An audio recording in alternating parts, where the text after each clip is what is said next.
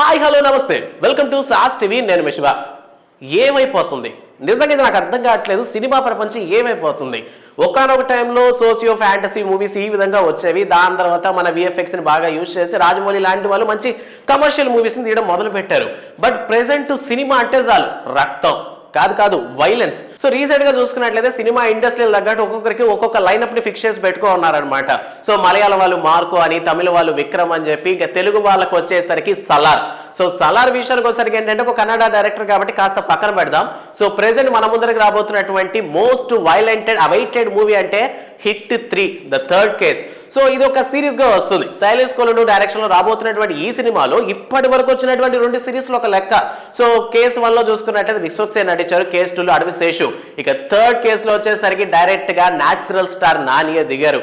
But cinema వరకు చూసుకున్నట్లయితే natural గా అయితే అనిపించట్లేదు, ఓవరాల్ గా అన్యాచురల్ గా ఉంది. ఓవరాల్ గా బ్రూటల్ వైలెన్స్ లెవెల్లో అయితే సినిమాని ఎలివేట్ చేశారు శైలేష్ కోలను. అసలు తీసింది శైలేష్ కోలనా అన్న డైరెక్ట్ డౌట్ అయితే వచ్చిందనమాట. So natural star Nani birthday సందర్భంగా హిట్ 3 కి సంబంధించి ద థర్డ్ కేసు ఒక ట్రైలర్ ని రిలీజ్ చేశారు. సో చూసుకున్నట్లయితే నాని క్యారెక్టర్ ని ఎలివేట్ చేసే విధంగా ఉంది. ఒకప్పుడు యాక్చువల్లీ వచ్చింది కానీ స్టార్టింగ్ లో ఒక చిన్న టీజర్ వచ్చింది కానీ, సో ఆ టైంలో ఆయన క్యారెక్టర్ వైలెంట్ గా ఉండబోతున్న ఐడియా వచ్చింది.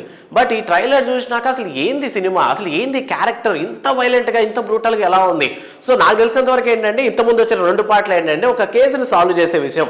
అంటే ఒక విలన్ అనేటటువంటి వాడు కాస్త బ్రూటల్ గా ఉంటాడు, చాలా దారుణంగా చంపేస్తుంటాడు. సో అటువంటి కేసుని ఎందుకు అంత పగబెట్టి చంపుతున్నాడు అన్న విషయం పరంగా కేసులు సాల్వ్ అయ్యేవి. ఈసారి హీరోనే వైలెంట్ గా ఉన్నాడు. సో చేతిలో లాఠీ పట్టుకొని కొడుతుంటే వాతలు రాతున్నాయి అనమాట. అండ్ దాంతో పాటు ఆబ్వియస్లీ అబ్యూజ్డ్ లాంగ్వేజ్ కూడా ఉన్నట్టే బాగా తెలుస్తుంది. అండ్ ఓవరాల్ గా న్యాచురల్ స్టార్ నానిని ఇంత వైలెంట్ గా మనం చూసిందంటే మేబీ అంటే మరీ ఇంత వైలెంట్ కాదు కానీ కాస్త 2-3% తక్కువే వి సినిమాలో చూసాం. సో ఆ సినిమాలో చాలా వైలెంట్ గా అనిపించారు కానీ మరి ఇంత వైలెన్స్ అయితే కాదు. మరి శైలేష్ కోలను ఈ ప్రాస్పెక్టివ్ లో ఎందుకు చూస్తున్నారంటే ఈ మధ్యకాలంలో సినిమా ఎఫెక్టా? సో వరుస పెట్టి ప్రతి సినిమాలో రక్తపాతం జరిగితే కానీ జనాలు ఎంకరేజ్ చేయట్లేదని పల్స్ ని పట్టేసుకున్నటువంటి శైలేష్ కోలను ఇటువంటి ఒక వర్షన్ ని మనకి ఇవ్వబోతున్నారన్న విషయం అయితే చాలా క్లారిటీ వచ్చేసింది. ఇక రిలీజ్ అయినటువంటి ట్రైలర్ ప్రకారం కూడా చూసుకున్నట్లయితే వినిపించినటువంటి ఆ బ్యాక్గ్రౌండ్ స్కోర్ మిక్కీ జే మేయర్ అన్న విషయం చాలా క్లియర్ గా అర్థమైపోతుంది అనమాట.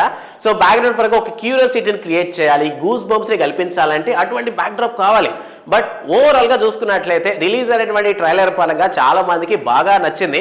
బట్ ఒక ఫ్యామిలీ ఎంటర్టైన్మెంట్ గా చేసినటువంటి న్యాచురల్ స్టార్ నానిని అలా చూడడం నాకైతే కొంచెం డిఫరెంట్ గా అనిపిస్తుంది. కానీ సో మీ ఒపీనియన్ ఏంటన్న విషయాన్ని కామెంట్ సెక్షన్ లో మాతో పంచుకోండి. సో హిట్ 3 ద కేస్ 3 మీద మనకి ఒక వైలెంట్ మూవీ అయితే రాబోతుంది. సో యునానిమస్ క్రియేషన్స్ ద్వారా మనకి రాబోతున్నటువంటి ఈ సినిమా మీద మీ ఒపీనియన్ ఏంటన్న విషయాన్ని కామెంట్ సెక్షన్ లో మాతో పంచుకోండి. అండ్ హిట్ 1 హిట్ 2లో ఆ 2 సినిమాల్లో సో మీకు ఏ సినిమా బాగా నచ్చిందన్న విషయాన్ని కామెంట్ సెక్షన్ లో మాతో పంచుకోండి. అండ్ ఈ మధ్యకాలంలో వైలెన్స్ సినిమాస్ ఎక్కువ అయిపోతున్నాయి.